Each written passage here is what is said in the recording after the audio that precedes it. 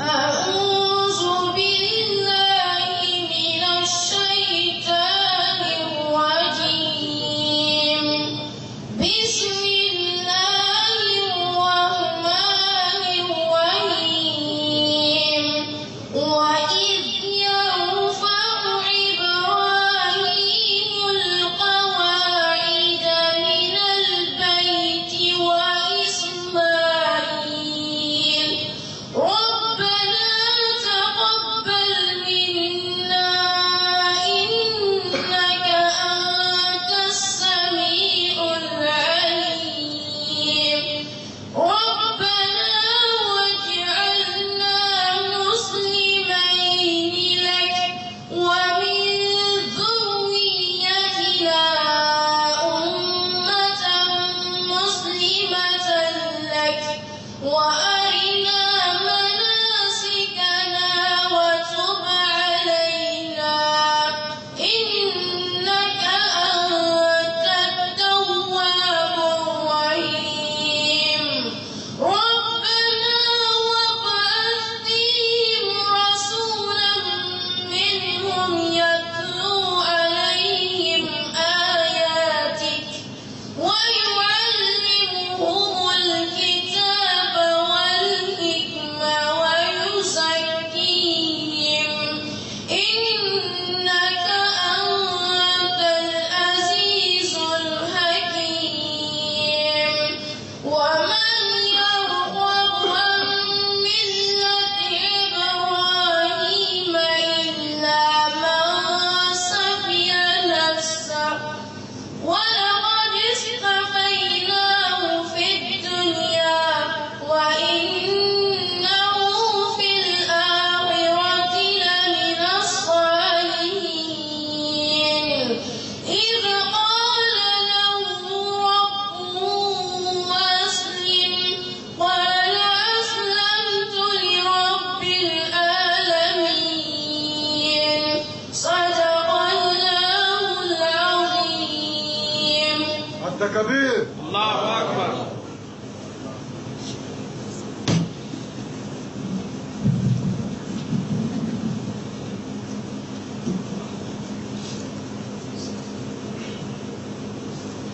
أعوذ بالله السميع العليم من الشيطان الرجيم بسم الله الرحمن الرحيم إن الحمد لله الذي هدانا لهذا وما كنا لنهتدي لولا أن هدانا الله وأصلي ونصلي على المصطفى صلى الله عليه وسلم اللهم علمنا ما ينفعنا وانفعنا بما علمتنا وزدنا علما اللهم رب اشرح لي صدري ويسر لي أمري واحلل عقدة من لساني يفقهوا قولي. My dear brothers of Islam, I greet you with the universal greetings of Islam, and that is Assalamu alaikum wa rahmatullahi wa barakatuh. Well, really, I prepared something, the last time I've been here, I left and Allah made it easy for me. I was able to travel to 5 different countries around the world. And most of what I do is I present Islam, just like what Imam just said. And alhamdulillah, we have to just make takbir all the time, because Islam really, in spite of all these things that's happening within Islam, there's so many backlashes, so many things being said negatively about Islam. Yet Islam is the fastest growing religion. Yet Islam is being accepted all over the world. This is Allah's thing. I mean, this deen is from Allah, really. Absolutely, there's no question about this deen is from Allah, because Islam has gone through a lot, and that's exactly what the Muslim said. Islam started out very strange. It started like strange. It came strange. In Mecca, people say, Islam, what's this? Who's Ar-Rahman? It's strange. We worship falling down. It's strange. And today, in spite of the fact that Islam is the fastest growing religion today, people see you praying Salat. Muslims are ours. It's strange. But Muslims have said, Islam started out strange, and it's going to end up strange. So give good tidings to the strangers. So we are strangers. In other words, we're not here permanently. Islam is just here to guide mankind into righteousness. And alhamdulillah, Rabbil Alameen. I don't know if you know about this guy by the name Joseph Mario, on internet, on YouTube, on WhatsApp, on Facebook, and everywhere. His videos all over the world. He's been supported by the Southern Baptist Christian Evangelistic Group based in North Carolina. And they've given this guy support to go ahead and tell the world that he used to be a Muslim. In fact, he said he's an imam. Those of you who watched the video, he called himself an imam. But later, he came to realize that Islam is not the right religion, so he's no more a Muslim, he's a Christian. And this group are supporting him to be on YouTube. What happened was that we sent him a video request. And we wrote a letter, through email. We asked him to come forward for a dialogue. I mean, you're not going to hide behind Facebook, little, bits and bits of, just come, let's sit down and let's have a talk. Let's have a dialogue. We're not going to say debate. Debate is too strong. He might get, scared. Debate, debate. They don't want to hear those words. So fine, let's have a dialogue. After all, that's what Islam asks us to do. قل يا أهل الكتاب تعالوا إلى كلمة سواء بيننا وبينكم.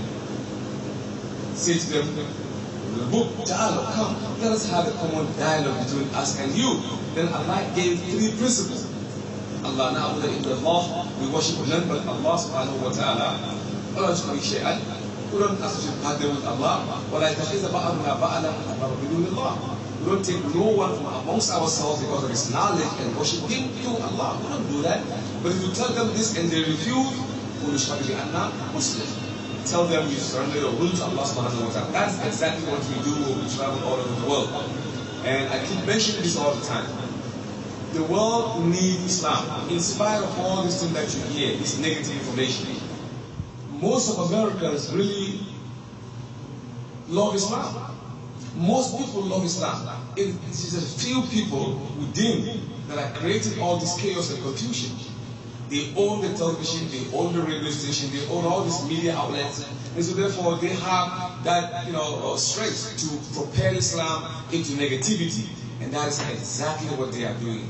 But the world really needs Islam, as Allah has said. وَلَكِنَّ أَكْثَرَ النَّاسِ لَا يَعْلَمُونَ. Most of mankind do not know this religion. They don't know who Muhammad is. They don't know. وَلَكِنَّ أَكْثَرَ النَّاسِ لَا يَعْلَمُونَ. They don't know. They still don't know. And so, if they don't know what we do, we have to let them know. Because we are the chosen from the lost.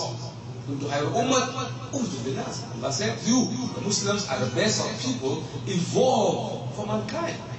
Why would Allah choose you and I? Why? Allah chose the Yahud. Back in the time, the Yahud were chosen, they were the chosen people. But they failed. And they failed so miserably. And Allah changed them when the Nasara came along. They deviated in the past completely. Then Allah today said, now you, the Muslims, are the best of people chosen to guide mankind. So if we are chosen to guide mankind, that means we have to present Islam to them in a beautiful manner. Now, would you believe that if the Messenger is here with us today, sallallahu alaihi wasallam, all what they are saying is negativity, what is he going to do? Is he going to use sword and fight them? Is he going to demonstrate in the street crying with placard and no, like that? No, I don't think so. The Quran is all about knowledge. Allah said, أَفَلَا تَعْقِلُونَ أَفَلَا يَسْمَعُونَ أَفَلَا تَدَبَّرُونَ أَفَلَا don't you think? Don't you reflect? Don't you analyze? Don't you look? Don't you use your head? Islam is all about knowledge. And this is psychological warfare that is going on. Allah asks us, "Udu ila sabili rabbika bil hikmah wal maw'izati al hasana wajadilhum billati hi ahsan." Invite them all to the way of Allah with wisdom and beautiful speeches. Beautiful speeches. And argue with them on ways that are gracious only. There's no fight, it's presentation. The way they use media outlets to capture your attention, go on air to capture their attention also. Present your case. Because mankind, Allah, when He created mankind, there are certain mechanisms and inbuilt natural inclination that Allah has suspended in man to accept Islam. That's what we call fitrah. It is there. It is a mechanism that Allah has set inside mankind, yearning for the truth. So the moment you begin to present Islam, people will see the lights because it will resonate in their hearts and they will begin to see because they can process information. Well, if we don't process information, we're going to go fight, we're going to go cry. I was called somebody said, Mr. Sheikh. Well, I'm not Sheikh. They call me Sheikh. Sorry. If he called me, he said, Muhammad, I was okay, fine. He said, I don't think you should be drinking Coca-Cola. Say, why? Say, because if you look at it carefully, it says, Allah, I said, look, man, I'm going to go buy a carton of Coca-Cola and I'm going to drink. That's your problem. You're going to keep looking and looking and looking. You're going to be like Moses.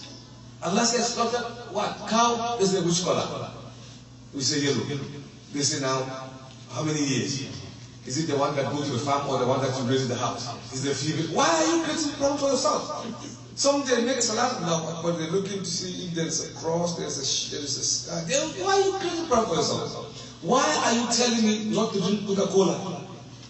Because you say Allah Muhammad. What do you mean? Does that make sense? Okay, in that case, I'm not going to speak on the matter because they own this thing. In that case, I'm not going to drive in the car because they own the car also. In that case, I'm not going to go to the bank and save my money because they own the bank system. What are you talking about? Is that your faith? Yeah, I'm going to boycott. Oh, no, that's all we can. The Muslim, that's what we can do. Go and play carrying and crying wolf. No, go on media and present your case. Simple as that. So this guy by the name Mario Joseph, who came on the internet all over the world, presenting information that is not true about Islam. Number one, he said he realized that the Quran mentioned Jesus more than the Quran mentioned Muhammad. Those who watch it, that's what he said. He said the Quran, according to what he realized, even the Quran actually glorified Jesus more than Muhammad because the Quran mentioned Muhammad 4 times. By name. And one, we call it Ahmad, named 5 times. The Quran mentioned Muhammad. But the Quran mentioned Isa ibn Maryam 25 times. And then Messiah, many, many times. And then Messenger, and then Rasul. So Jesus Christ is mentioned overwhelmingly in the Quran. So he said, after analyzing that, he realized that even Muhammad in the Quran is even lower than Jesus. I said, okay. Now you're using logic, which is what I like the most. I will use logic also. Now, if this is your area of thinking, then Pharaoh is greater than Jesus and Muhammad.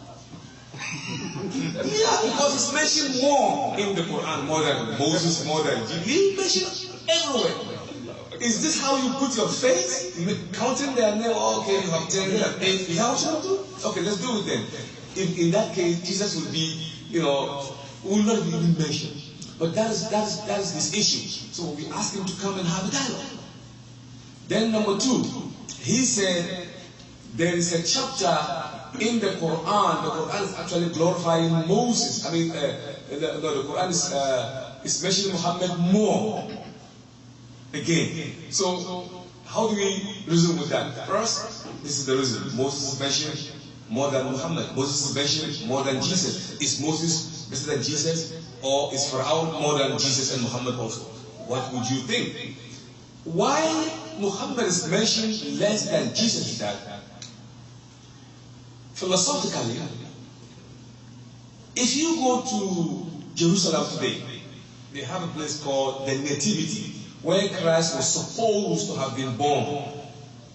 That's where they born Jesus, in this place of nativity. The Anglicans said, look, it's over here. And the Catholics say, no, it's not here, it's over there. The Protestants say, you know what, you all got it wrong. I think it's at the other side. So you have 11 different nativity in Jerusalem today. Different churches, they say, no, it's not here, it's not here. You have a big problem. But in the case of Muhammad, you don't have no problem. We know when he was born. We know who born him. We know when he died. We know what he did. His life is meticulously preserved more than any individual on the face of the earth. In the case of Muhammad, there is no problem at all in his life. Accepted. Over 2 billion people accept. But in the case of Jesus, it's a big problem. Some say he's God, he's not God, the son of God, still God, this and that, he was born here. So Allah mentioned him more to say, he's not God, he's the son of God, he is Rasulullah. He's not God, Innamal Masih, Isa ibn Maryam, Rasulullah. Innamal Masih, many, that's why Jesus is mentioned more to tell the world that he's not God, he's not the son of God. Because Muhammad, we know he's not God. We know he's not the son of God. So there's no need to mention Muhammad. No, there's no need for that. So that question is being solved, my friend. And Mr. Mario didn't want to come for a debate or dialogue. So we chose to send him our answer. If he feels there is something he can do with it, God is bad. Let's have a talk. We're trying to tickle him out of that Facebook thing to come personally, and let's have a dialogue. And number two, he said Muhammad got it wrong because he said Ya Uqta Harun in the Quran. Oh, sister of Harun, speaking to Mary when she brought the babe, parading the babe in Medina, in the street of Jerusalem. So they said, oh my God, oh Mary, how would you love me? You have a son, you're not married. So they said, Ya Uqta Haruna. What they were doing is that they were trying to link her with goodness. Oh, sister of Harun. Meaning you came from a priestly family, because Harun was the first imam in Israel. Why you married? You came from a beautiful family, sister Harun, the family of Harun. Why do you have this baby without having a husband? That's what they were insinuating. So this Mario, in the Christian they say, look, Muhammad is wrong because the Quran said Maryam is the sister of Harun and Musa. Because between Jesus and Moses and Harun is 1,000 years. But yet the Quran said to Maryam, Uqta, sister of Harun. Harun, the brother of Moses. The Quran is wrong. Because Mary and Moses and Harun is 1,000 years. Why would the Quran say sister of Harun? Muhammad don't know the history. He's copying wrong, doing something wrong. So that's wrong. We say, okay, fine, that can be easily solved. In the Eastern language, the Armenian, the Ethiopian, the Assyrian, the Semitic languages, even to some extent, most of the African, the Mandinka, the Hausa, the Fulani, when I was getting married, they came to me, they bring me down, I was sitting down, and there was some money, how you give them money, and they beat the drum. So they were telling me, they said, Muhammad Awal, the son of Musa Makama. Musa Makama is my great-great-grandfather. But see how they link me with him? Because he was the first Fulani king in where I'm from, Cape Coast. My great-grandfather was the first Fulani king. So they say, Muhammad Awal, the son of Musa Makama.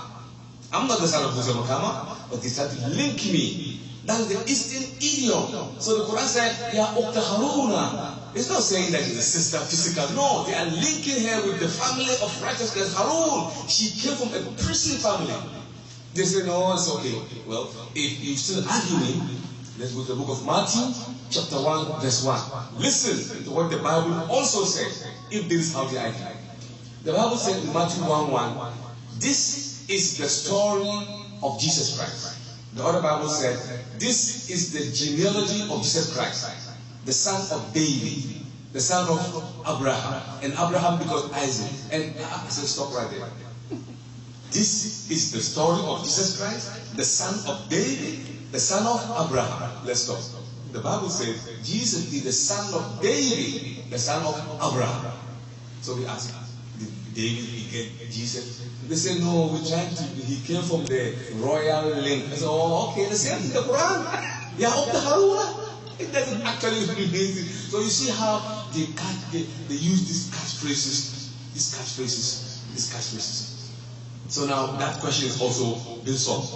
And then they have another line of thinking that Muhammad sallallahu alaihi wasallam have committed so much crime that he could not die for mankind. That Jesus is fitting because he never committed crime at all in his life. He's sinless. Jesus is sinless. No sin. But Muhammad, the Quran says, وَاسْتَغْفِرْ لِذَنْبِكَ. Seek forgiveness from your zunub, from your sin, or your whatever. That's how they say. But Jesus, he never sinned. So he is fitting to die as a sinless sacrifice to save mankind. Muhammad, he married a woman, and men, he came from that, a man and woman link. So this is where he came from. So therefore, it's not perfect enough. Christ, he never get married. Plus, he came from a unique system that is, the miraculous conception of Jesus Christ. So Muhammad is more fitting, not Jesus. I said, well, if this is how you argue, we have answers for you. The answers are ready-made. It's just a matter of using common sense. Because what they are trying to do is they use common sense. What they're trying to do is they use common sense and they use trick. And so most of people who don't understand Islam very well, they begin to question themselves. They begin to question themselves. And that's it. Wow, maybe he did something wrong. Yeah? Maybe he said, yeah. So Jesus Christ, I never did something wrong. I said, well, so when I was in Lagos, about 2 months ago, I gave a lecture on radio. Is Jesus sinful or sinless? That's the topic of the lecture. Is Jesus sinful or sinless? Again, I was applying to that Mario, whoever that his name is. And now, let's analyze Jesus and say, if they say he's sinless. Number one,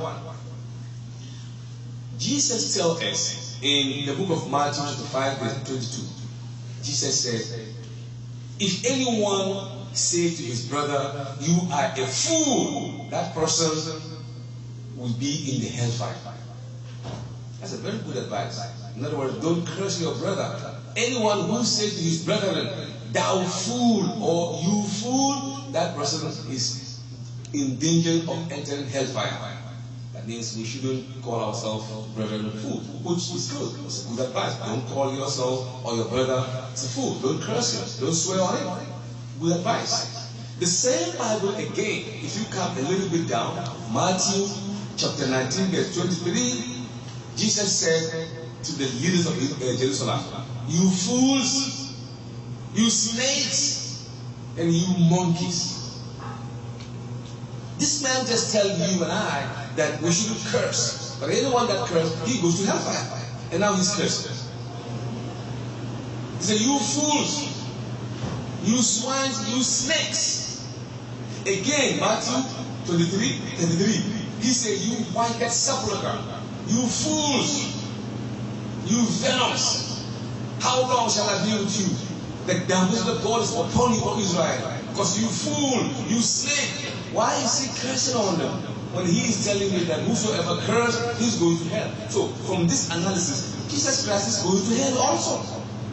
According to them, their own standard. We don't believe he's going to hell, of course. One of the best prophets, the Bible. But this is why they say that he never committed sin. And whosoever curses somebody is committing sin. So Jesus is actually cursing somebody. That's number one. Number two, I said, Jesus cursed his own mother in their books. They said, no, I said, this is their book. He cursed his mother. So I asked him, open the book of John chapter 1 verse 2. John chapter 1 verse 2 all the way to verse 5. What happened was that there was a marriage feast in a town called Cana. So they invited Jesus Christ and the disciples to come to the marriage. So Jesus Christ came with the 12 disciples. As they were sitting down, they were coming, they were drinking, they were eating. Then they ran short of wine. There was no wine. So Mary, the mother of Jesus, she came to Jesus, right? She knew that her son had a mysterious powers. So she came to say, look, we don't have no wine. And we got some dignitaries they coming. We don't have no wine. And his mother Mary telling him, you know what he said? He said, woman, what have I to do with thee? My time is not yet. Your problem is not my problem. Can you say this to your mother? SubhanAllah, I will say that you will. Jesus Christ, calling his mother woman, she just came to you, talking to you in secret. He said, woman, he spoke out to a woman, calling his mother woman. What have I to do with thee? SubhanAllah, my time is not yet. Your problem is not my problem. Is that how Jesus spoke to his mother? I don't think so. But that's what this, we don't believe that Muslim. But this one is this sinful or sin? This is sin. Calling a mother a woman that carries you for 9 months. Because of you, see how they're calling her names. Because of you, she was being insinuated. She can't even sleep. Because of you in the womb. She gave birth to you. What is the word mother in the Hebrew language? Couldn't he say yeah, He's a woman, just like any woman. In Arabic, it's also. But he said, woman, what have I to do with thee? My time is not yet. Your problem is not my problem. It's like, please leave me alone.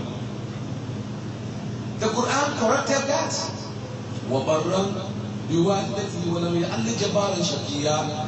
He's not miserable or overbearing. He's kind to his mother. He's never overbearing or miserable. He doesn't speak such words to his mother. The Quran corrected what they say. So the question is that sinful or sinless? You tell me. Sinful. It's sinful. So why are you saying Christ never sinned? Muhammad sinned. Meanwhile, you have this in your books. So Jesus said, "You hypocrite! Why do you have a beam in your eye when you say your friend have a mole? First of all, remove that beam before you start pointing fingers." So they have a problem also. Number 3. Number 4. I said, look, why do you baptize? Why do we baptize? What is the reason for baptism? Can anybody tell me here? Why is it that the Christians they baptize? For what? What is the significance of baptism? You tell me, I give you one of my DVD. Anybody? Why do Christians baptize? Yes. To accept Jesus Christ as the Savior. That's a good try. Yeah, good try. And yeah. Huh? Yes. Baptism is for the remission of sin. To wash you in the water, they immerse in the water, you come out baptized. Baptized is to cleanse you from your sin. So the question I'm asking is that why is it that John the Baptist baptized Jesus Christ in the river Jordan? Why? Simple. Why was he baptized? He had that inherent sin of Adam in him, even if it is hard, because Mary had 50% of Adam's sin, according to what they are thinking, that we all have sin. Okay, Mary is not God, so she had that 50% sin. Jesus came from her, so he had that inherent sin in him. So he was baptized before he was commissioned with the Injil. Before that, he was not called Son of God, no Injil, no nothing. After he was baptized, the Injil began to descend on him. So why was he baptized? I mean, it's simple, but according to the Bible, not according to the wisdom. Now, in the book of Luke, chapter 19, verse 27, Luke 19:27, Jesus said, "Any one of you who don't want me to be their king, bring them here and cut their throats, slay them before me." He was in Jerusalem with the disciples behind him. He said, "For those of you who don't want me to be their king, bring them here and slay them before me." You will never hear this verse quoted by Christians, because he talk about jihading Jesus Christ. Yes, but they never quote this verse. Takbir! Takbir! Saying that Muhammad uses sword. Now he's saying this. So in the book of Matthew, the 10 verse 34, Jesus says, "Do not think that I have come to bring peace on earth. No, I have not come to bring peace. I have come to bring sword. I have come to divide mother and father, mother-in-law and father-in-law, and man and his neighbor. Oh, how happy would I be if all this is in place." SubhanAllah. Is that sinful or sinless? Is that sinful? He said, "Do not think that I've come to bring peace on earth. No, I've not come to bring peace. I've come to bring sword, jihad, safe." And you tell me it's not sin, it's sinless. Look at his record in your own book. Yet you say Muhammad, Allah said, "Wastaghfir li zambi." Show me in the Quran where Allah said Muhammad take sword and slaughter them. Where? How? When? Not even recorded. Islam is a merciful religion. It's a mercy religion. So when we're talking about sinless and sinful, comparing Muhammad and Jesus, you guys have to be very careful ourselves. Number 5, we move forward again. You know, there was a time when Jesus Christ was walking in Jerusalem, in Gaza, the Gaza Strip. He was walking there. Christ came from Gaza. He's a Palestinian. He was born in Bethlehem, and in Bethlehem. Christ was born there. In the Nazarene. It's a town in Gaza, in Palestine. That's where he was born. So he was walking there. As he was walking, doing da'wah, a lady came to him, running. This is Matthew chapter 21, 15 verse 21. Matthew 15:21. A woman came to him. She's an Arab woman. The Bible said an Arab woman from Canaan. She saw Jesus Christ walking. She said, "Good master, please heal my daughter. She is possessed with a demon. You know, shaitan have taken over her daughter. Her daughter is in a trance. She's, you know, jinn. So he saw Jesus Christ. He said, good master, O thou son of David, please heal my daughter. You know what he did, Jesus? He made like this. He looked at her and he made like this. Then she came here. The Bible says she scooped to the ground. She said, oh thou son of David, please heal my daughter, for she is sick with the demon. You know what Jesus did? He made like this. Then she came here again. She called out crying, begging him to heal her daughter. You know what he did? He woke up. And he began to walk. Not even a word, he never spoke to her. And she was following, she was crying. Then Peter, one of the disciples, he said, Master, heal her, for she is crying unto us. Listen to what Jesus says. Look at him and say, Peter, it is not good to take the children's bread and give it to a dog like her. He said, Peter, it is not good to take the children's bread and give it to a dog like her. Why is he calling a woman dog? Why would you call Allah's creation dog? Allah didn't make her no dog. You know what the woman said? She said, Master, even the dogs will eat the crumbs that fall from the master's table. She said, you call me dog, Master? Fine. But I'm going to wait. If you finish the crumbs, I'm going to eat the one that fall. Then he looked at her. He said, woman, let it be done as thou wilt. You want to eat the crumb? Let it be done as thou wilt. But the bread is for Israelites. The bread is the life, the bread of life, the Injil, the good news, the Evangel is meant for the Israelite. You are an Arab. So is this sinful or sinless? This is sinful. Somebody came to you looking for guidance. You refuse to guide her. And then the Christians are telling me that he never commit a sin. We, the Muslims, believe that all prophets, they are sinless. But if you are arguing like this, then we have to boldly argue also, using your own book. So now, Mr. Mario will give you the answer and say, this is your issue. This is the issue. See, he who laughs last always laughs the best. You point at me when you have so many focus in your book. Look at your book first. That's what Jesus said. You hypocrite. Why do you tell your friend that you have the mole in his eye when you have a beam in your eye? First of all, remove that beam before you start pointing fingers. So Mario is pointing fingers at Muhammad. He said Muhammad never performed a single miracle, right? In that video. Yeah. He said Muhammad never do any miracle. So therefore it's not perfect to be the savior of the world. But Christ walked on water, he healed the lepers and the blind, and he quickened the dead and Lazarus. He did so many miracles. 5,000 people, they were hungry. Jesus Christ gave them 4 bread and 6 fish. Feed them all. That's a miracle. He did so many things. Muhammad never did all this. So therefore, Jesus is better than Muhammad. That's what he's thinking. I said, well, if miracle is not a test. You know, there's this guy, David Copperfield. You know David Copperfield? The magician. Yeah, he's doing this. Look, in 1988, he made the Statue of Liberty vanish. I was in this country. He made the Statue of Liberty vanish. It vanished. Can you believe that? It was a big news. Yeah. In Ellis Island, the statue was vanished. Unbelievable. We can see. Many people were there. People crossed the river. Copperfield. So if he lived at the time of Jesus, people will worship him as God. How could you make this vanish? And he said, okay, like here, he said, put clothes, they put the clothes around, they take it up, it's a big aeroplane still in. Where did it came from? This is illusion. There is a way to do that. It's master at it.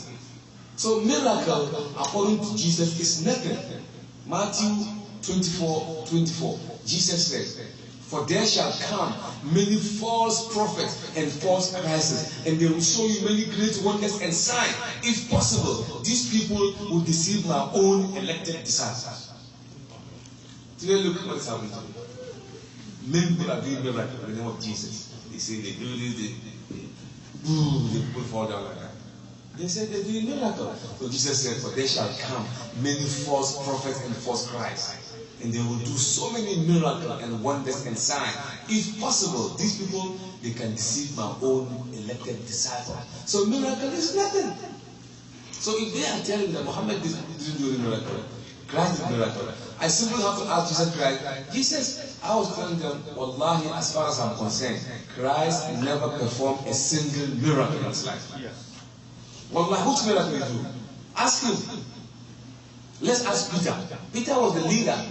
Peter, in the example of Jesus Christ, he's like Abu Bakr. He's like the next in line after Jesus. Peter, he's the leader of the disciples. So Peter, he said in the book of Acts 2, verse 22, Peter said, "Ye men of Israel, hear this word. Jesus Christ of Nazareth, a man, not a God, a man approved by God amongst you with wonders and signs and miracles, which God did through him." God approved him among men, and he gave him miracles and wonders and signs. Why don't you believe in him? So, which miracle did he do? Ask him. So in Matthew 5 verse 30, Jesus said, "I can of my own self do nothing. The way I hear, I'm judging. And my judgment is good, because I do not seek my own will, but the will of the Father who sent me. Because I, by the power of God, cast out devils." I couldn't do it myself. I, by the power of God, cast out devils.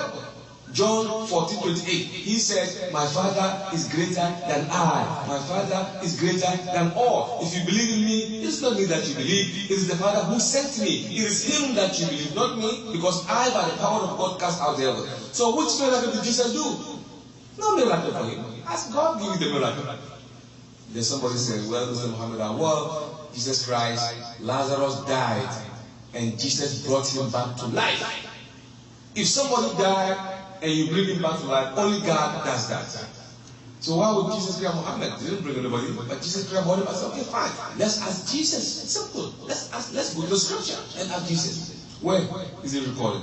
This is in the book of Matthew chapter 11. The whole Matthew chapter 11, all chapter 11, speaks about Jesus Christ and Lazarus. Lazarus was a poor man. He lived in a town called Bethany. Jesus Christ came to that village. So he went to Lazarus. He said, "How are you, Lazarus?" Is everything okay? They sit down and they eat and they break the bread. They eat some soup. And after that, Jesus Christ, he left to the river Jordan to do da'wah. When he left, 4 days, Lazarus died. Christ was not in the village. He died when Christ was somewhere. So the 4th day, Jesus said, "Let's go back to Bethany."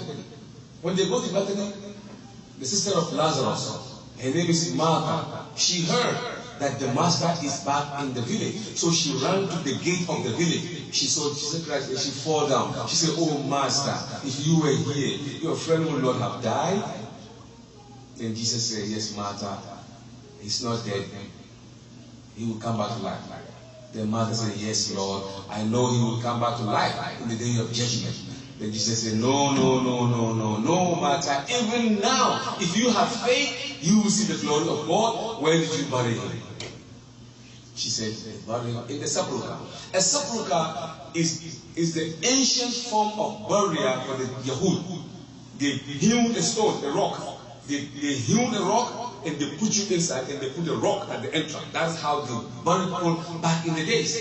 So she said, "We bury him in the sepulchre. He died 4 days."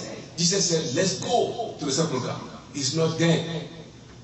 So on the way going, people were saying, "What is he going to do? Lazarus is dead. Maybe now the body decomposition is taking place. It's all dead and smelling. What is he going to do? He cannot do anything." So they said, "Let's go and see." So people were going with Jesus Christ. Many people were coming behind him. When Jesus looked back, he saw many people coming, going to the grave. Look at what he said. And he began to pray to Allah. The Bible said, and Jesus groaned in the spirit. It's like, "Oh my Father, give me the power to bring Lazarus. Oh my Lord, this is my power. This is my chance. These people, they must believe in me. So Allah, give me the power to raise him so that they will know that thou hast sent me." This and that. He was praying to Allah. But the words were not audible. So they said, and Jesus groaned in the spirit. He was talking to Allah. But those words were not audible by the people. So they said he was groaning. He was communicating with Allah. So when he get the assurance, Allah said, "That's what you want, Jesus?" Go ahead. So he said, okay, now Allah gave you this. Allah gave you the power. You look at the grave. He said, remove the stone at the entrance of the grave. They move the stone away. And he looked in where Lazarus was lying.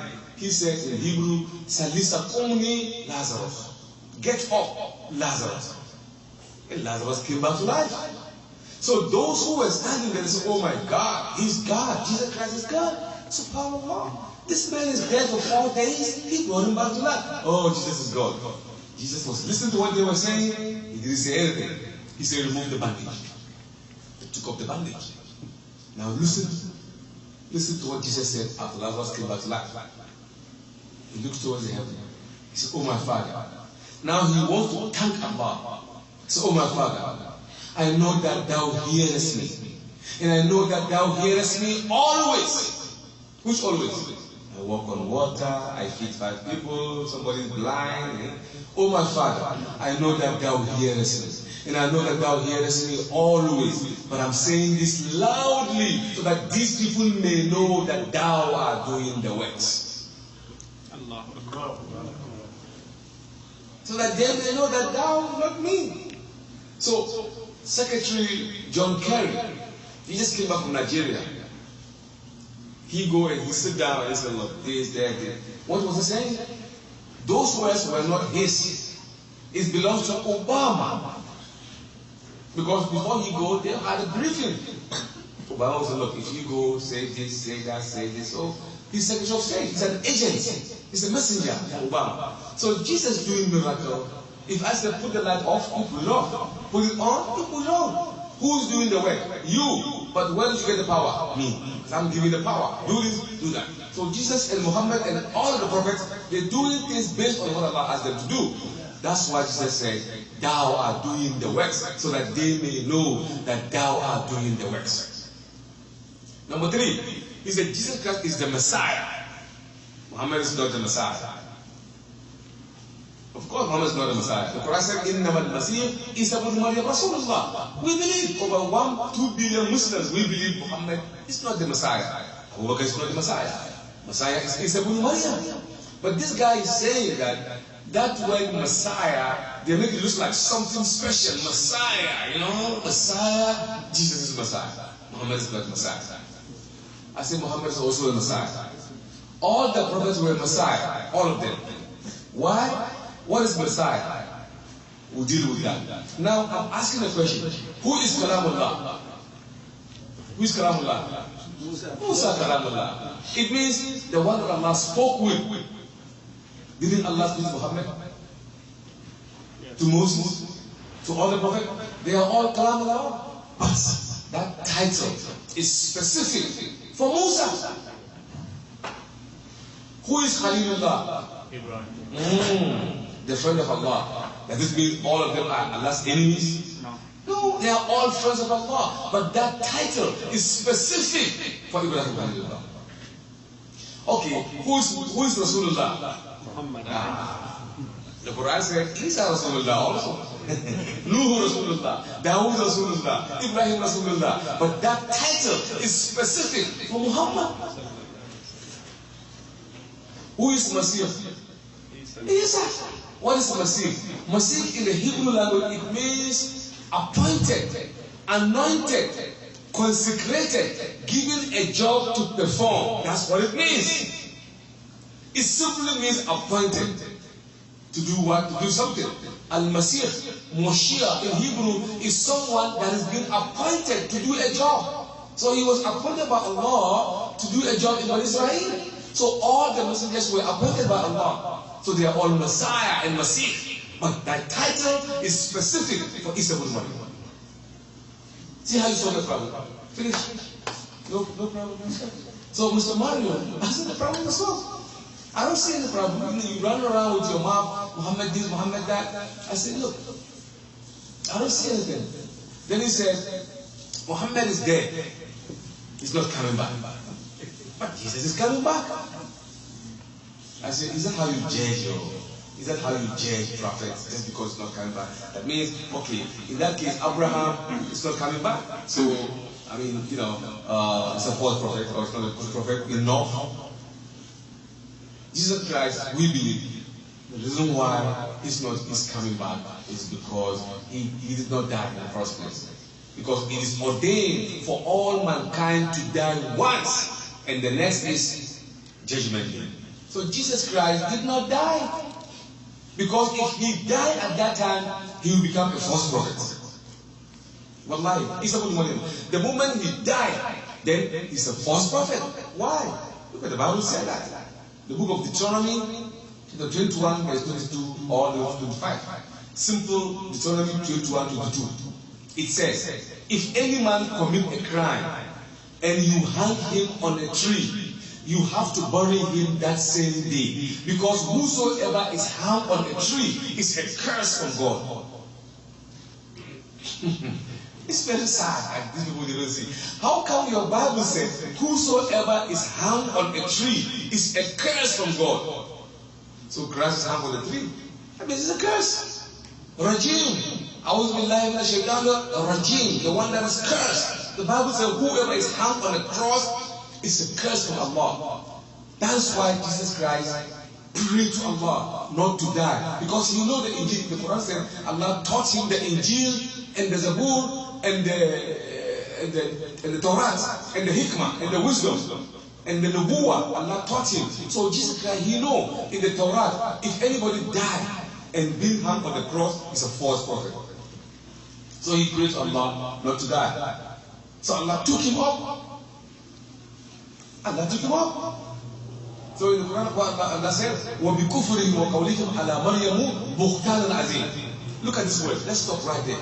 وَبِكُفْرِهِمْ وَقَوْلِهِمْ عَلَى مَرْيَمَ بُخْتَانًا عَظِيمًا. Because of their unbelief, they uttered a horrible word against Maryam. Bukhtan al-Azim, horrible word. But the Quran didn't give us those words. The Quran is not into mentioning bad words. But the Quran just mentioned is a Bukhtan al-Azim. I don't want to forget something. I can forget. But I'm just carrying I don't forget. So, Bukhtan al-Azim, the Hebrew, they have three books. Besides the Torah, they have Mishnah, Talmud, and Haggadah. These are the commentary books. In those books, especially in the Talmud, they say Mary was a hairdresser. Hairdressing in the Hebrew culture, wallahi, is terrible. You could do any job. You could be a prostitute. But hairdressing is a horrible job in the Hebrew, culture. So they say in the Talmud, this and one a hairdresser. They laugh at her as a hairdresser. Hairdresser, subhanAllah. It's a big thing in Judean culture, hairdresser. They don't like it, subhanAllah. And they hate hairdresser. It's like, wow, subhanAllah, hairdresser. It's a big thing. So they call her in that Talmud a hairdresser. Again, they call Jesus Christ in that Talmud Pendera. Who's Pendera? Pendera was a Roman soldier which they claim had a relationship with Mary, and they had Jesus Christ. So they call Jesus Christ Pendera, the son of Pendera. That's what the Quran says. وَبِكُفْرِهِمْ وَقَوْلِهِمْ عَلَى مَرْيَمَ بُخْتَانًا عَظِيمًا. Horrible word they say to her. But we don't believe in all that. So Allah said, وَمَا قَتَلُوهُ وَمَا صَلَبُوهُ. They did not kill him. They did not crucify him.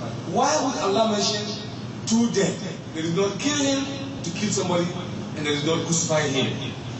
Because the Jewish, they stone to death. The law, Rajim, they use that. So Allah said they did not kill him through sword or knife or any other means. They didn't do that. And the Romans who put people on the cross, they didn't put him on the cross. So, وَمَا قَتَلُوهُ belonged to the Yahud, وَمَا صَلَبُوهُ to the Romans. Because the Jewish actually don't put people on the cross. It's not their culture. It's the Romans who are the ruling race. They are the ones that punish you on the cross. The Jewish, they stole to them. So Allah said, وَمَا قَتَلُوهُ, they did not kill him in any form. Who? The Jewish, وَمَا صَلَبُوهُ, and the Romans did not put him on the cross. وَلَكِنْ should be halal. But it looks like that's what happened. وَلَكِنْ should be halal. Something happened that day on the hills of Golgotha. Something happened. Somebody was crucified. That's what Allah said. وَلَكِنْ شُبِّهَ لَهُمْ. It looks like that's what happened. Something happened. I believe somebody was hung on the cross that night. According to my humble research, I believe deep inside that somebody was hung on the cross in Golgotha. But that's what it says. وَلَكِنْ شُبِّهَ لَهُمْ. It looks like that's what happened.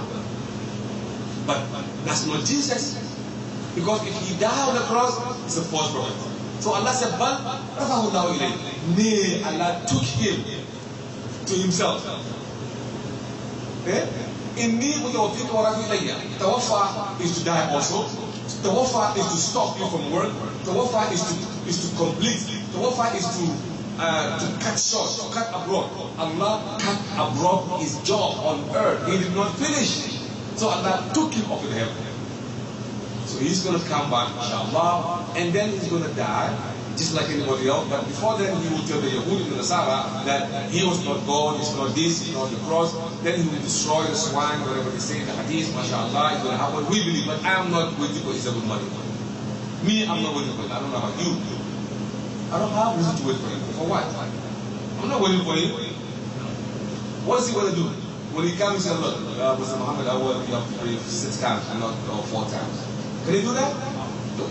He cannot say go to Hajj in Jumada awal or Shawwal. Let's go to Hajj in Shawwal instead of Hajj time. Can he do that? He cannot say, the 2.5% zakata we give, make it 4%. He's not going to change anything. He's coming to follow me. So I'm not waiting for him, I'm just doing my thing. If he comes, he joins me, alhamdulillah. I don't have no problem with him. I'm not waiting for him. If he comes, alhamdulillah. If he doesn't come, mashallah. The Quran is finished. اليوم أكملت لكم دينكم وأتممت عليكم نعمتي وأتممت لكم دينكم. This day I have completely done for you, complete and perfected. So nobody like this. If you put water in this, it is full. You keep putting, you're wasting time. Akmaltu lakum wa atmamtu is full. Nothing will go in, nothing will come out. It's perfect. So Christ is not bringing something new.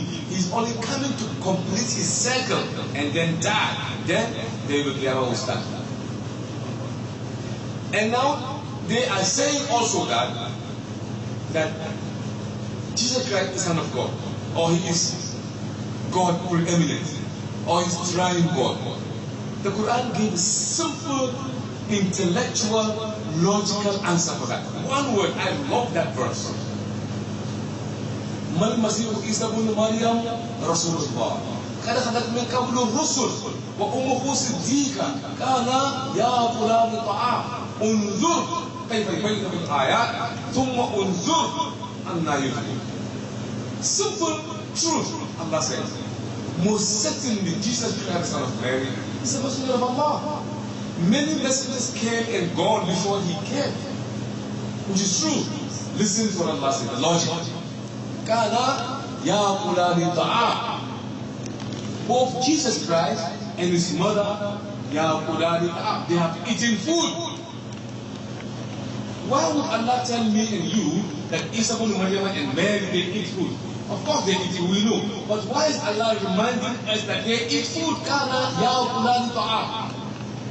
Because if you eat food, sooner or later what's going to happen? You go to the bathroom. So Allah said, Unzur, look. Kana ya'kulani unzur, they're eating food.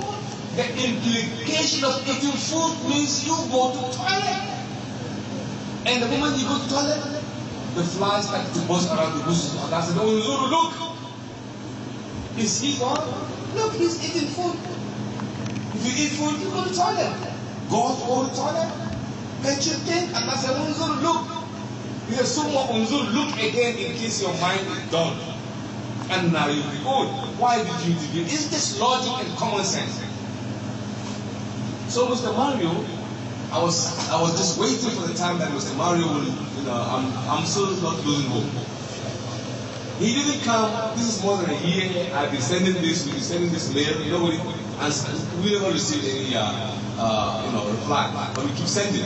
So at the end, I gave him about 25 reasons. I debunked each and every thing he brought. I debunked all, and I sent it to him. I don't mind. Take, this is my argument. Now, if you look at my argument, it's okay. Now I can counter you. I have some reservoir. I put something in reserve. But anytime you come, I'm not going to use those arsenals again. I'm going to use the laser guided weapon. You know, with his own book. That's how you do. So the Messenger Sallallahu Alaihi Wasallam said, war is strategy. Before you win the war, you have to master the weapon of your enemy. You have to master the strategy, of the weapon of your enemy. Once you know that, then you can win the war easily. That is Islam. Islam is a simple, basic logic, I must say. I know we have some young men here, youngsters here. I see some young faces, and I'm always very happy to see some young faces.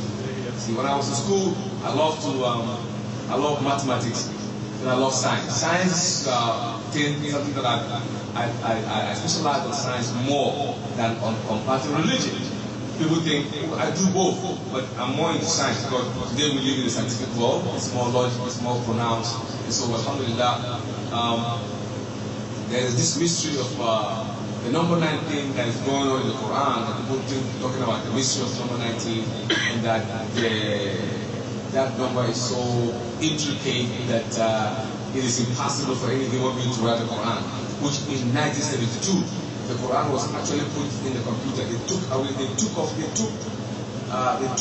all the alif, ba, ta, whatever the harf that appear in the Quran, they count it, they remold it. They are trying to see if they have some deliberate, meaning into the Quranic letters in the alphabet and all this kind of stuff. There is so many research. In Egypt, the head of that scientist is a Muslim, is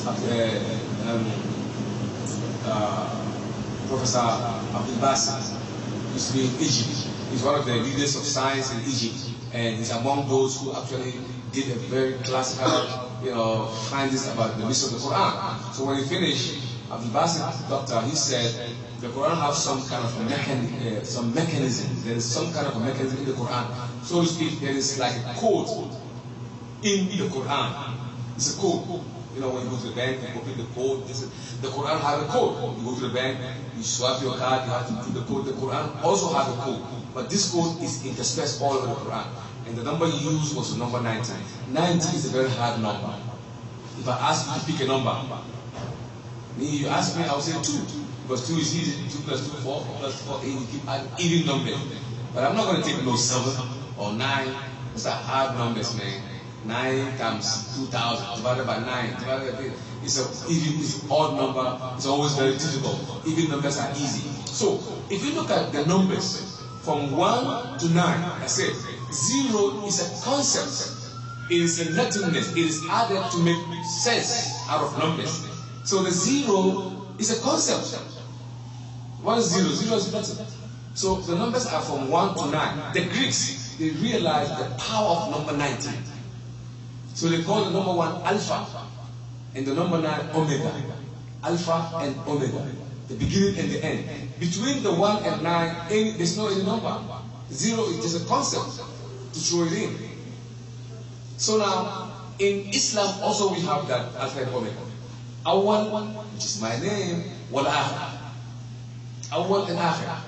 In Allah's attributes, Allah is the crown name to make it 100. 99 attributes, Allah crown it with Allah to make it 100. Now in this attribute, the name Awal occupy number 72 in the 99 names. Awal occupy 72.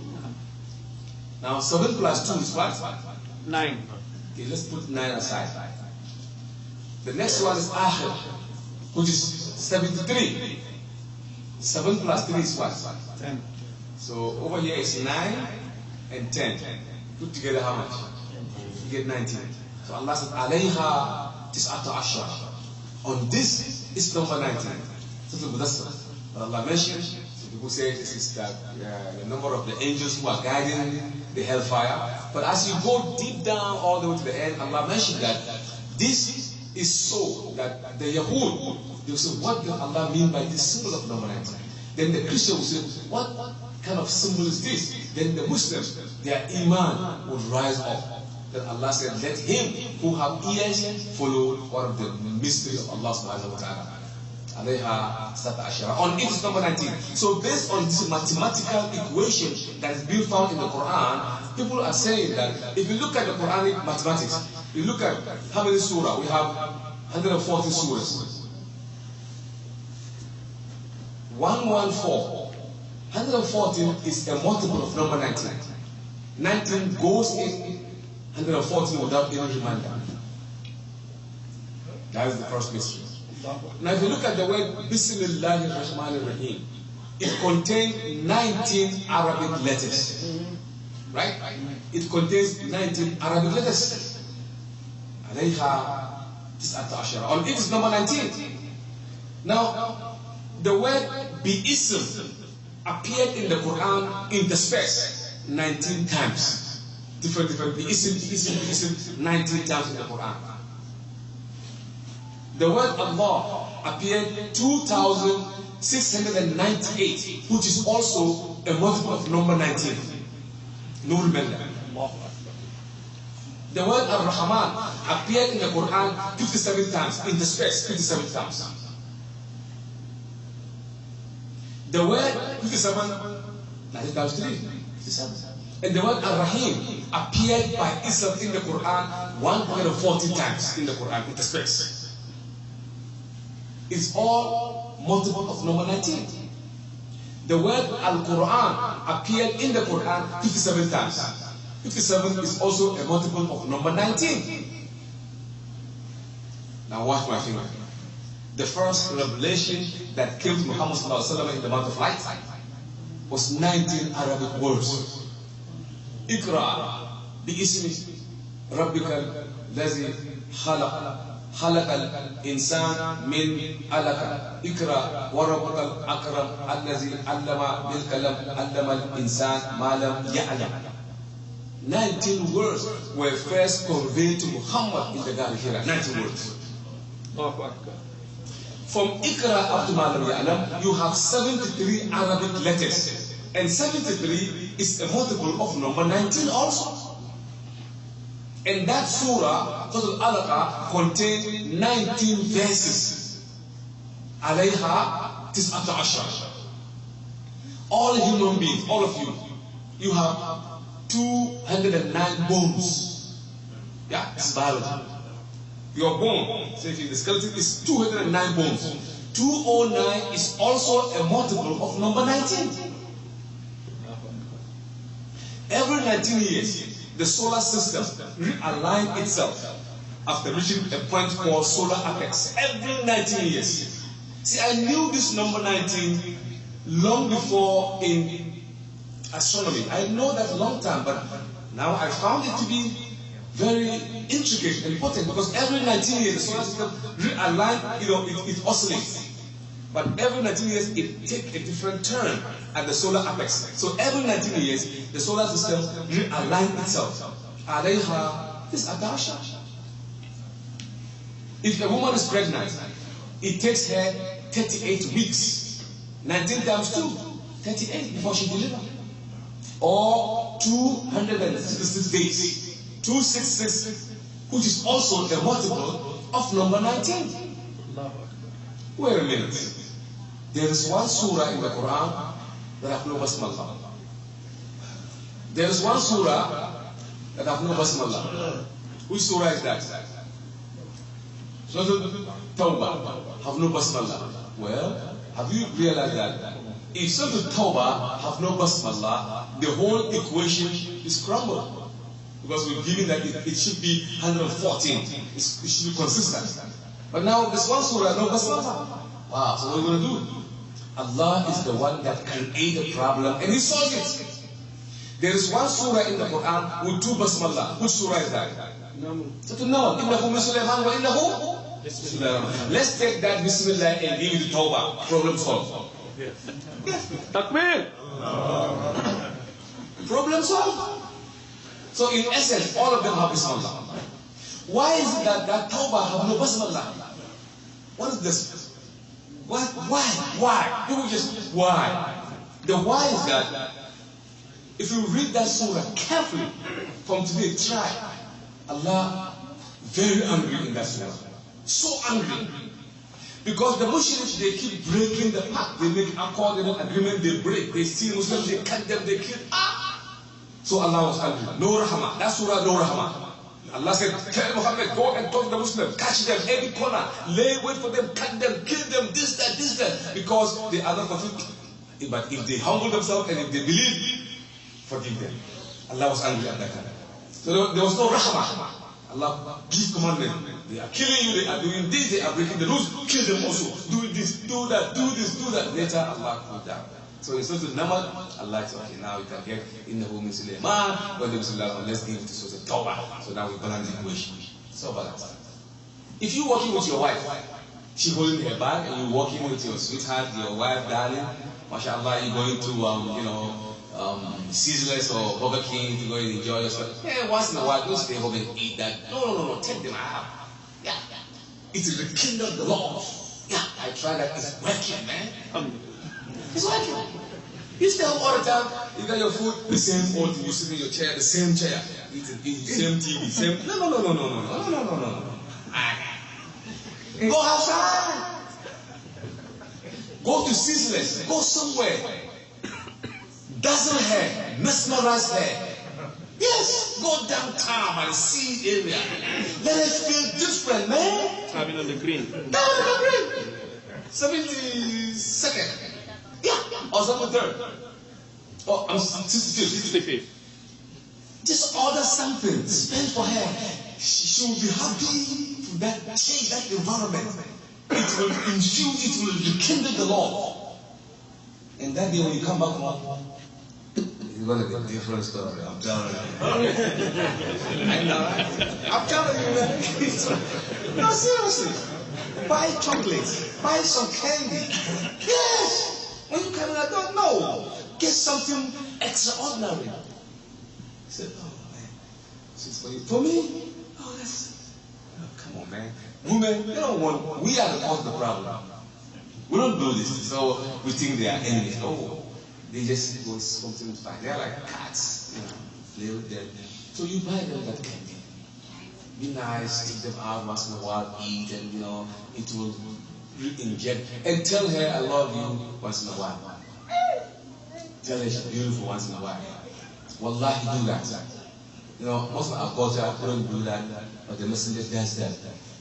If you're going to talk on that one, wallahi, take 2 hours talking about how the messenger does live his wives.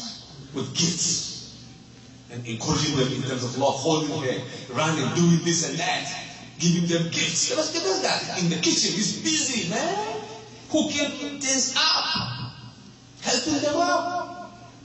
Yes, he does that. He came to be an example for the whole of mankind. Whatever situation, Muhammad is an example for you. Tell her you love him. Tell her, Sister Maryam. Wallahi, I thank Allah that He gave you to me. Of all the men in this dunya, Allah has chosen me for you. You know what she's going to do?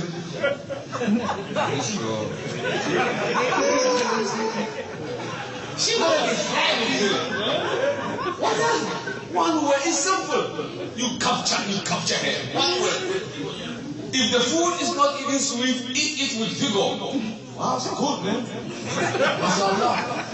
Drink it. You love it, she'll be happy. She'll be singing. She's happy. She's happy. Because you love it. She's happy. And it injects that spirit of love. Divorce out. It brings love. It rekindles, reinforces, and reinvigorates. It injects new life and spirit into your love affair. Because if you don't tell her, you look so beautiful, your neighbor, when she comes, oh, Mrs. Ibrahim, you look so gorgeous. I'm talking about, man, my wife's so gorgeous. Now you're going to complain, right? Because you don't tell her. Somebody else will tell her you get angry. Now if you tell her all the time, if somebody tell her, she's not going to feel it, because you've been telling her all this time. Yes. You see, that's psychology. Because you tell her all the time. So if you don't tell her, if someone tell her, she say, yeah, thank you. But if You don't say nothing, and somebody keep telling her, you should say, thank you. And you're going to get angry. You're going to get your knife. Now you're going to chase your neighbor. You're not going to chase your neighbor. So definitely, this is something that I just throw it in. I mean, I'm not going there, but I'm just throwing this in to kick that spikiness.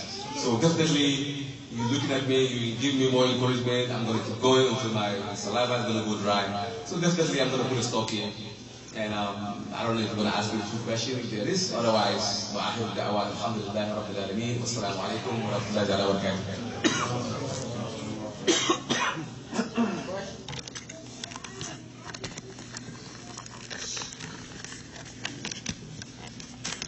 Have a question? No, I have a question. Assalamu alaikum, Shierkh. Awal, thank you for being with us this night. I'm so grateful with the da'wah. And I'm happy for all the brothers who waste their time to come and listen to Allah's word. I have a question. One time, I'm a taxi driver of New York City. I pick up a Jewish. It's not on. I pick up a Jewish man, and he was a very nice guy. He spoke to me because he saw me as a Muslim, and I was very happy to be in front of him as a Muslim too. So he become nice to me, I become nicer to him too. And he said to me, even in their own religion, if a woman fornicate, they deal with the woman as the same as Muslims. But let me not be worried too much. This has never been practiced 400 years ago. Can you help me more into details about this so I can learn more about their religion? Barakallahu fiikum. MashaAllah, it's very true. It's a very beautiful question. The penal law in the Mosaic law and the Sharia system, the Sharia system is meant for the whole of mankind, but it is the Mosaic law, the Leviticus, the Genesis, Exodus, Leviticus, Numbers, Deuteronomy. These are the 5 books of Moses. The book of Leviticus deals with law and Sharia. The book of Leviticus is deep into Sharia. Now, Leviticus to the 15th, all the way down. From 15, it talks about, this legislation about the woman, the stoning, the regime, if somebody this and but it's meant for the Israelites. The Sharia encompasses and it supersedes the Mosaic law because it was meant for the whole of mankind. So really, when it comes to the law of Lukuta in the Hebrew, scriptures or religion in the Muslim religion, it's very close. We are very close to them in terms of belief system, as opposed to the Jewish, to the Christians. The Muslims are very, very close in terms of, in respect of the law, the Mosaic law and the Sharia law. It's very close. But the Yahud, the pain, the hatred they have for the Muslims, why should the last prophet be from Arabs? They have all the prophets after all. So, by extension, they should have the last prophets. Why should the last prophet, the best at that, be from the Arabs, whom we are looking at the nothingness? The Arabs have been looking down upon by their own cousins. Why should they be, So, but they know. So Allah said, الَّذِينَ آتَيْنَاهُمُ الْكِتَابَ يَعْرِفُونَهُ كَمَا يَعْرِفُونَ أَبْنَاءَهُمْ. Those whom the book were given, they know you, Muhammad, very well, and they know the legal system of Islam more than they know their own children. They know, but the pain, the hate, that we don't like them because they have the truth. We're supposed to trust people, now they have the truth, so now it's a pain. So, wallahi, but it's very unfortunate that they are doing what they are doing. Wallahi, look at them, they look godly. You could tell that they have the law, they have God. Look at them, you could take that prominence, but they deviated entirely from that. So if you're sorry for them in a way, because they have the truth, but they follow their nafs and they just lost.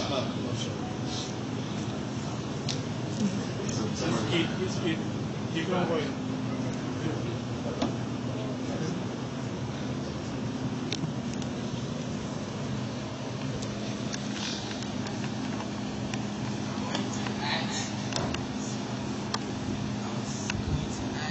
your voice. Listen to me. If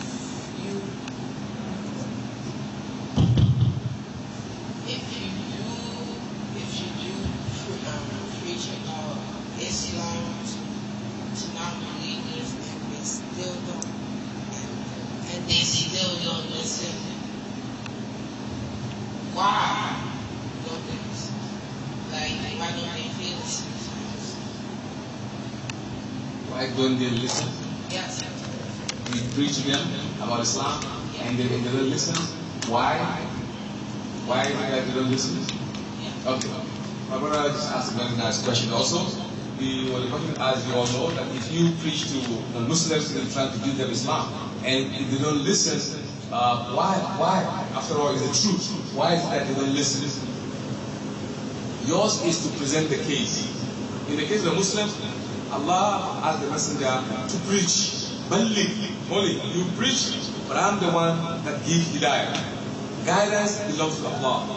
So before my talks, I made a statement. I said, Alhamdulillah, allazi hadana li hadha wa ma kunna nahtadiya lawla an hadana Allah. We thank Allah subhanahu wa ta'ala for guiding us into this religion. Had it been not for Allah, we could not guide ourselves. So hidayah is from Allah. أَفَمَنْ شَرَحَ اللَّهُ صَدْرَهُ لِلْإِسْلَامِ فَهُوَ عَلَى نُورٍ مِنْ رَبِّهِ. If Allah loves you, Allah want to give you a gift. He expands your breast and He infused Islam in it, and you accept Islam. But if Allah doesn't want to give you Islam, it's up to Him. So He'll leave you alone. So these are the reasons why some of them don't accept Islam. Some, the moment you open your mouth, they hear the truth, they won't accept Islam. It has happened to me many times in my da'wah friend.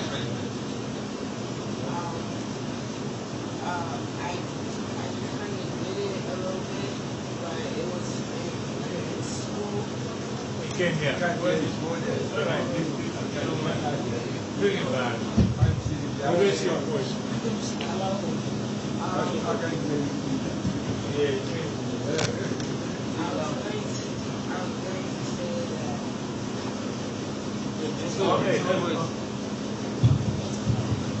If how they don't just don't feel it inside, have that emotion. You don't feel the message going inside. How about if you don't feel that? Well, it has happened many times. The Jewish, there was a time that they came to Medina. وَقَالُوا قُلُوبُنَا غُلْفٌ. They said to Muhammad when he was doing da'wah. When Muhammad was giving them the message. وَقَالُوا, and they said قُلُوبُنَا غُلْفٌ. Then Allah said, بَلْ لَأَنَهُمُ اللَّهُ بِكُفُرِهِمْ فَقَلِيلًا مَا يُؤْمِنُونَ. Allah said, no, it's not that they listen. But لَأَنَهُمُ اللَّهُ, it is Allah's curse that is upon them, that makes their heart to not listen. So, it is Allah again who actually puts that feeling in your heart. I know many people in my life that used to argue with me. They fight me. They are Christians. Wallahi, many of them. I don't know how many. But at the end, through my efforts and Allah's help, they became Muslims. Many. You know, so they can refuse not to accept, they can do that, but at the end, subhanAllah, they will do Islam if Allah wants them to accept. Yours is to deliver the message. It is up to Allah to give them the hidayah. We cannot make Muslims. So from that angle, I have never converted anyone to Islam. I have never done that. Allah may that use me for him to understand, but I cannot convert. About your wife. Yeah, the story of my wife, for example, he was asking me to tell you, she was a Christian in Seattle, Washington. You know, she came to convert me to Christianity. Wallahi, she came, was working one day, she said, she came to my office, you know, I was working in the hospital. I was the weekend supervisor. So she came and she said, she came to ask me questions. But when she came, I was doing my salah, because it was break time, and I was doing my salah. So when she came, I was starting to do my salah. And she looked at me, going up and down. When I'm done, she said, Muhammad, Mr. Muhammad, are you a Muslim? I said, yeah. She said, oh my God, Jesus loves you. She said, man, please, give your love to Jesus. I said, I love you too. I don't find the same, tell him, I said, I love him. You know, she said, no, I'm serious, man. She was doing dawah. So before we finished, she came again, she brought me a small New Testament. A small one, Gideon. She gave it to me. But I have thousands of them in my house. I just said, I took it. I said, thank you. Took it in good faith. After break, she came again. She said, for God so loved the world, see Muhammad, she was. I said, really? I said, you know what, sister? If only you know who you're dealing with, I don't think you make this statement. But I didn't tell her everything. In my head, I said, okay. All right, thank you. She gave me pamphlets. She gave me so many pamphlets. The following week, she's all over me. Then she said, I want to ask you something. I said, what? I said, I want you to come with me to the church. I said, me? She said, yeah. Me? Yes. I said, okay. I'll go on Sunday. She said, oh my God, the Holy Ghost talked to me. The Holy Ghost told me this when I was praying the whole night. The Holy Ghost. I said, no Holy Ghost. So we went, on Sunday, I put on my suit. On Monday, I went to the church. With her, we went to the church. So she told the church that I'm bringing a huge Muslim man. So then your da'wah should be different. I don't know what she told them, but she told them she's bringing somebody who's Muslims. I came in, I sat down, they gave me the front seats. You know, I was sitting down, the guy was doing his preaching. They were being nice to me, you know, because the way they were doing. So when we done, they were everybody clap and they're doing this Holy Ghost thing. I was just smiling and, you know, acting, you know, just to finish the thing. It's like an act. So we finished and the guy was quoting so many quotations. I said, no. The quotation was quoted as proud, man, it's not real. But I knew those quotations, but I didn't say anything. So when we done, they came and they hugged me. They said, you know, they hugged me and they gave me $200. Wow. Which I did. I was broke that time. I was so broke. I need some money. It was time to pay my rent. I was like, subhanAllah, this is great, man. Let's do it again. So I took the money. And I head back. On the way going with her, she said, so what do you think? I said, what? She said, have you considered to give your life to Jesus? I said, man, take it easy, man. I might need you. I want to do more dawah. $1 more. I said, I can't do this. That's the first time. Slow down. That's okay. So on the way, I said, I was driving. I said, you know what? Let's go eat. So we went to a Somali restaurant, Benedict restaurant. We went, and the first time there was a big screen, and they were showing Hajj, Tawaf, they were showing the Muslims who were serving, the ladies who were in hijab. So I was telling her, this is halal, this is what's halal. I was trying to read the Bible. I said, I don't want to go now. So I explained to her, and we finished. On the way going to my house, I said, you know what? Because I gotta go to my house, drop her so she could pick her car and use my car. So I said, you know what, let's go inside. I went inside, I put Ahmed Didat. I didn't put my DVD, I put Ahmed Didat's DVD. She looked at it, she said, wow. She loved it. She was like, I said, can we go? She said, no. She's taking notes. She said, you have a pen? I gave her, she's taking notes. She was so blue. I said, mashallah. She's a good Christian. Now she's seeing this man, the Muslim, giving quotation for the first time. She was shocked. So she took it. She said, who is this man? Was he a Christian? I said, no. I said, wow, yes. So she took all the quotations. She went home, she checked everything. So I told her, you have any question? Just tell me. So she went that night, she watched the video, everything. I gave her 2 more videos. She went and she watched and she comes and said, Muhammad, I said, I have a question. Which question? It's okay. Checking your Bible. Open this. She said, okay. She checked. She went to the church. She told the pastor. I don't know what they told her. They said, look, don't decide. Antichrist. Don't even think about it. Throw the questions away. They're going to confuse you. This and that. So she came and told us, you have a microphone on. It's a quotation. In your book. Why do you listen to him? Listen to the book. What the book said. So she said, you're right. Well, to cut it short, 3 weeks after we met, I said, I want to ask you to go to the mosque with me also, to the masjid. She said, no, I can't go to the masjid. I said, why? I didn't become a Christian. Just go and see. It's okay, but only once. I said, yeah, only once. So we went. But Allah does his things in a mysterious way. Yeah. In our masjid, once in a while, I do give salah. And I give Jum'ah, sometimes they slot me in. You know, if I'm in town, they kind of slot me in. more, if we have more shahada, most shahada, there's more of them so we check. You know, we have many shahada today, so we want to give a khutbah. So I did.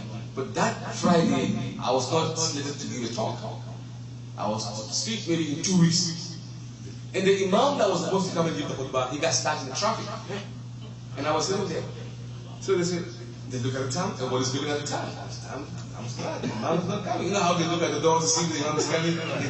And so they begin to look at me. They say, okay, yeah, they still look at us. I'm not doing no khutbah today. So they said, I said, what? 2 weeks, man? Today? They said, yeah, but he calls. Okay, give me a minute. I just, you know what? Islam and Christianity. I took that. Jesus in Islam.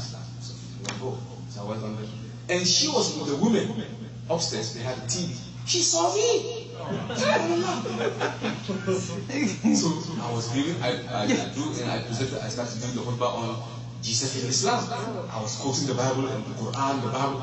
She was like, oh my God. So she was shocked. Now she's like paralyzed. When we came, she said, how come? Who are you? I said, well, don't ask too much. Let's go. So the way I gave her, she went home. Ask question. Within 3 weeks, I was home, she called me. The phone ring, I picked the phone. Hello? Yeah, who is this? He asked me, oh, how are you? Okay, Mr. Muhammad. I said, yeah. I want to be a Muslim. Wallahi. I said, I want to be a Muslim. I said, why? He said, because it makes sense. I said, what do you mean it makes sense? He said, well, it makes sense. I said, what do you mean? You keep saying that. I said, well, it just makes sense. The light is coming. The light just came. So I said, then my eyes were like, so I feel so humble. I said, where are you? She said, she's in a aunt's home. I said, I'm coming. I went and pick her up. Well, for the masjid, they have the sisters' wing. The sister is Dr. Hay, mashallah. She became a Muslim, mashallah. And then she said for me to give her a name. I said, well, I gave her about 25 different names. She said, choose whatever you want. Each of them I give with meaning. She looked, Salima. I want to surrender to Allah completely. Salima. I will take Salima. So she said, her name is Salima. And she is doing the awal too now. Her da'wah is, she have addresses of the Northwest. She sent it, she invited people through email, Islam. So if she sent about 1,000 invitations, she might get 50, 20, 10 here. Now I have a monster in my house. I cannot do wrong. Sometimes I come home, I do. She said, no man, that is wrong. What do you do that for? That's like, what? He said, no. Because Imam Bukhari in Sahih Hadith, he said that. That's like, I do something. She said, no. I want Dalil. You want Dalil? I got a problem, man. So that's my story. Okay, inshallah. Jazakumullah khairan. We have one brother, the little boy here. We have one person, then we give to the other one, inshallah. Assalamu alaikum. You see, on Judgment Day, right? For the people, like, I have some friends and they Jewish and Christians, but I asked them today, like, guys, because we were talking about rights in social studies, right? So we were talking about religion, like rights of religion. Right. So they were like, what's Islam? And I'm like, y'all don't know what Islam is. They were like, no. So I was thinking, what happens to them in Judgment Day? Will Allah punish them, but they don't know Islam? MashaAllah. Well, it's really, that's why Allah asked us to deliver the message. Allah said, كنت خير أمة أخرجت للناس تعملون بالمعروف وتنهون عن المنكر وتؤمنون بالله ولو آمنوا أهل الكتاب لكان خيرا لهم. Allah said, منهم المؤمنون وأكثرهم الفاسقون. He said, if the people of the book, the Jew and the Christian have some faith, it will be good for them to accept Islam because amongst them are good people at heart. Allah said, إِنَّ اللَّهَ لَا يَكْفِرُ أَنْ يُشْرِكَ بِهِ وَيَكْفِرُ مَا دُونَ ذَلِكَ لِمَنْ يَشَاءُ. Allah does not forgive anyone that associates partner with Allah. The Christians, they associate partner with Allah. They said Jesus Christ is God. He is the Son of God. That is associated partner. So Allah said, if they die without repentance and believing in one God, Allah will not give them Jannah. But before they die, if they repent and accept Allah to be one Allah and Jesus and Muhammad are all messengers, Allah can give them Jannah. So Islam is the total submission to the will of Allah. We believe in Allah, we believe in the other messengers that He came with guidance. So the Jews and the Christians, they are the ones that are supposed to have accepted this religion. Because in essence, they were all Muslims, but they changed their name. The word Judaism is not in the Bible. God never called them Judaism. They called themselves Judaism through the son of Judah, the son of Jacob, Judah. They call it Judaism. It's an ethnic name. Christianity, the name came after Christ left the earth. It was given to them by the pagans. So their name is mechanically given from this earth. Only in Islam, Allah said, "Inna dina inda Allahi Islam. وَمَنْ يَبْتَغِي غَيْرَ الْإِسْلَامَ دِينًا فَلَيُضِلُّهُ." Allah said, whosoever comes in the day of judgment without Islam, Allah will never accept him. So we are hoping and praying and doing da'wah. Hopefully they will listen and they will accept. Inshallah. Yes, Singate. Assalamu alaikum. Ustaz, I'm very happy that I see you today, alhamdulillah, because I want one of the Christian guy. Every day we have kind of argument, or sometimes the person in Egypt, I don't have the answer. But when I see you today, I'm very happy to give this person. I want to record it on my telephone. Tomorrow you're going to listen what we talk about here. He keep telling me about the Arabic from Nabi Ibrahim. When the Lord sent him the message that he will have the gift, and he said his own and his wife's own, they cannot have gift. But he believed he have Arabic girl who is housekeeper for them. He said like an Arabic nation come from that girl because that girl was his housekeeper. That meant Arabic nation come from the how to call it? I don't want to say slave.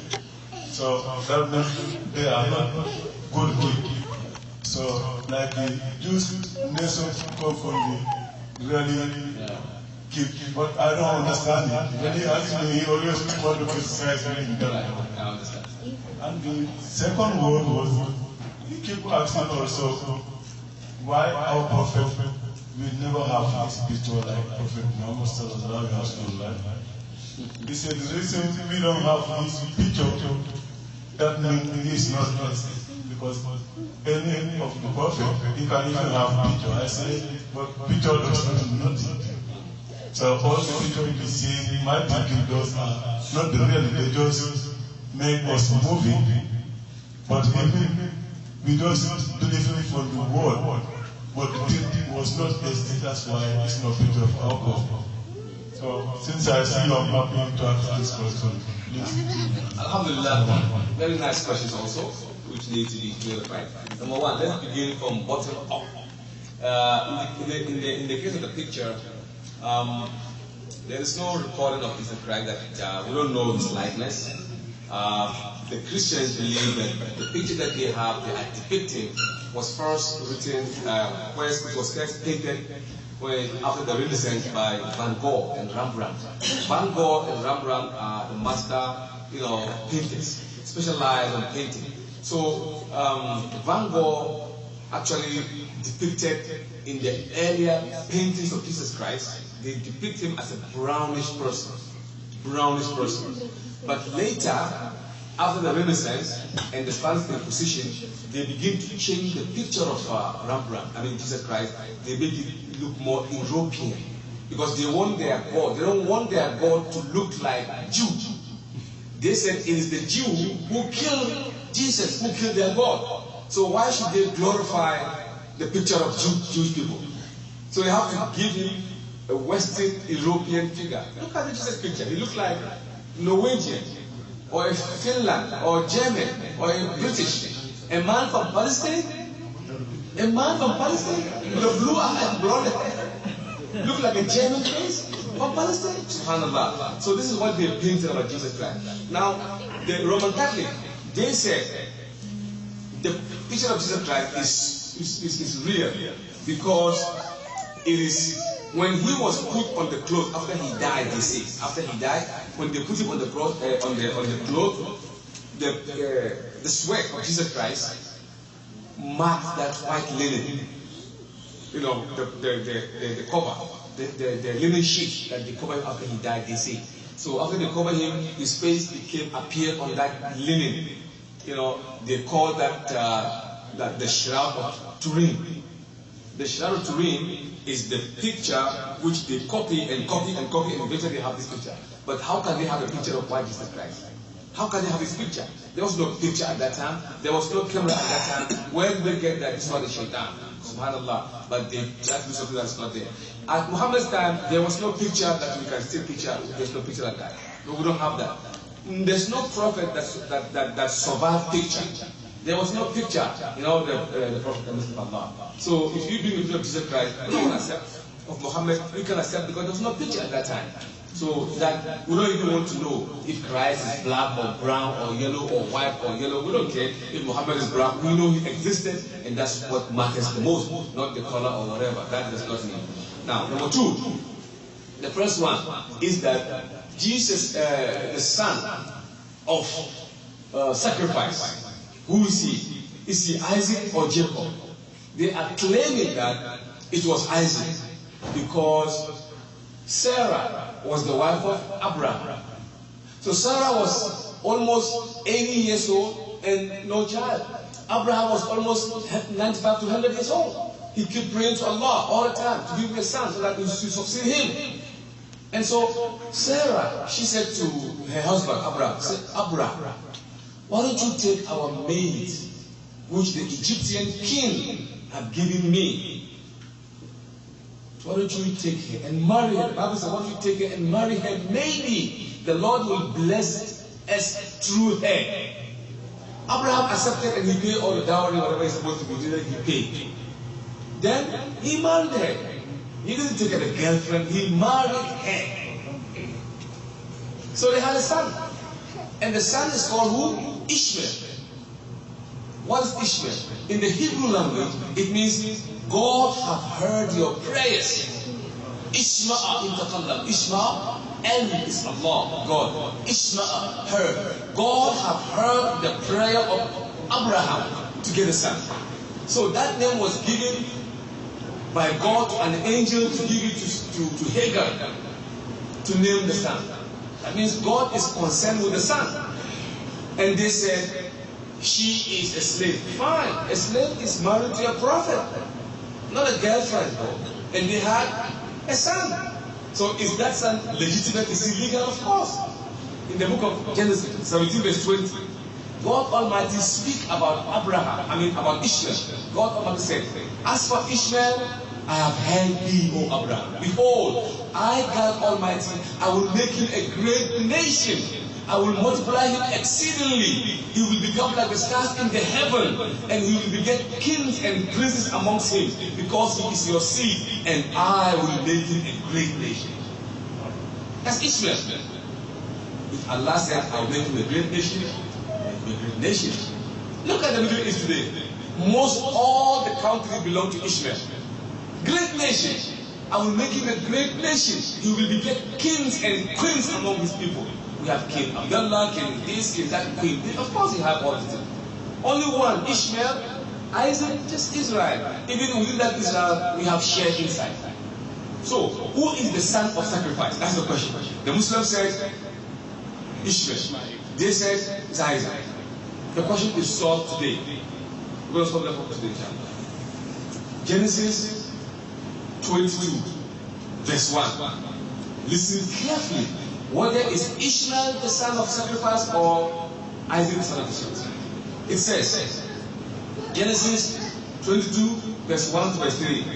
God Almighty said, O Abraham, arise and take your son, your only son, to the Mount of Moriah and sacrifice him.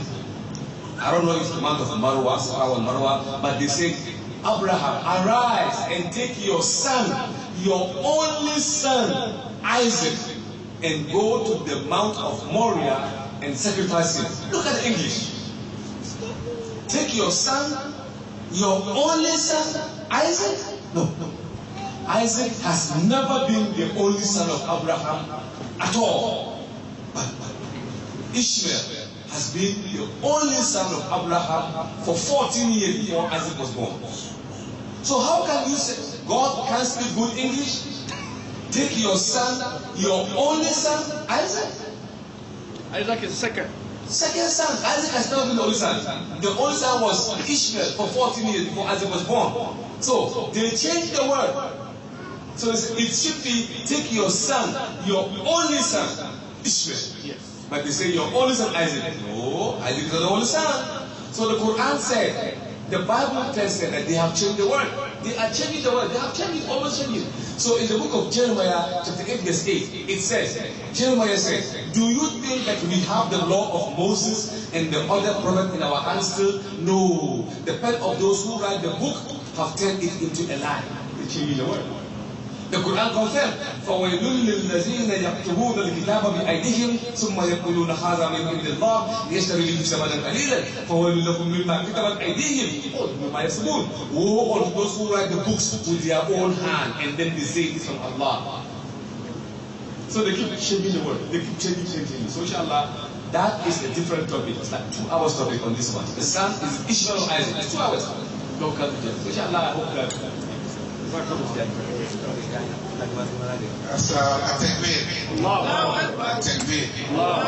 know everybody enjoyed it because look the hours and everybody is serious. No complaint. No complaint.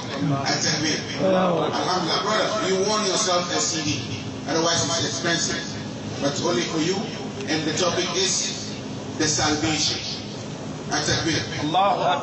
Alhamdulillah, first we want this to continue, okay? And we are blessed. Alhamdulillah. Imam said to inform you next week Sheikh Muhammad Awal will be here Jummah prayer. He will give a Jummah khutbah. Inshallah. So he will be here for the continuation of this beautiful inshallah lecture. We pray may Allah increase his knowledge and may Allah protect him and guide him for us. Inshallah. You know when I stand here with CDs, you know what I'm going to do. I start with our leader.